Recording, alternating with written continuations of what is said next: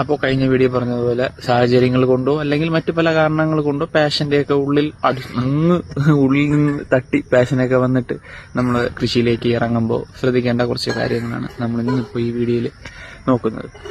അപ്പോൾ സാധാരണ നമ്മൾ ഈ ബാക്കിയുള്ള കൃഷിയെ പോലെ അല്ല ഈ ഒരു കൃഷി. ഇത് അത്യാവശ്യം ശ്രദ്ധ വേണ്ട കുറച്ച് കാര്യങ്ങൾ നമ്മൾ മനസ്സിലാക്കിയിരിക്കേണ്ട കാര്യങ്ങളാണ്.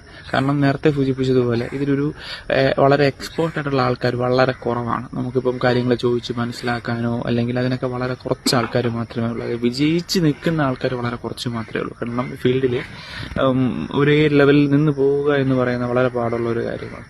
അപ്പം നമ്മൾ ശ്രദ്ധിക്കേണ്ട കാര്യങ്ങളെന്ന് പറയുന്നത്, നമ്മൾ ഇതിലേക്ക് വരുമ്പോൾ നമുക്ക് കിട്ടാവുന്ന മാക്സിമം ഇൻഫർമേഷൻസ് കളക്ട് ചെയ്യുക.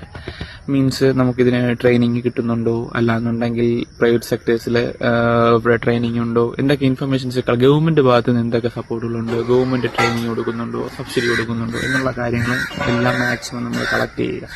അതോടൊപ്പം ചിലവർ ഇപ്പം എൻ്റെ ഫാമിലി പലരും വരുന്നുണ്ട്, അത് എനിക്ക് ഇത്രയേ ഉള്ളൂ, ഈ 2 ഫ്രിഡ്ജ് കേസേ ഉള്ളൂ, ഞാനത് എന്ത് ചെയ്യാണെന്നാണ്.